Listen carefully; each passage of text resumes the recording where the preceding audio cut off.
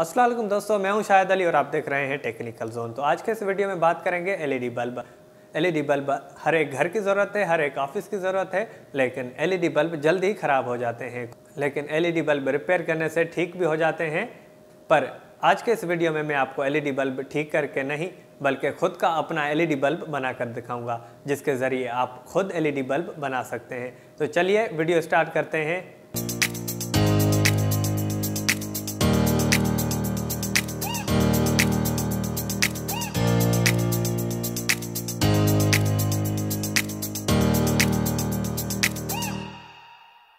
अस्सलाम वालेकुम दोस्तों, मैं हूं शाहिद अली और आप देख रहे हैं टेक्निकल जोन। सबसे पहले पुराना एलईडी बल्ब लेकर उसको खोलते हैं।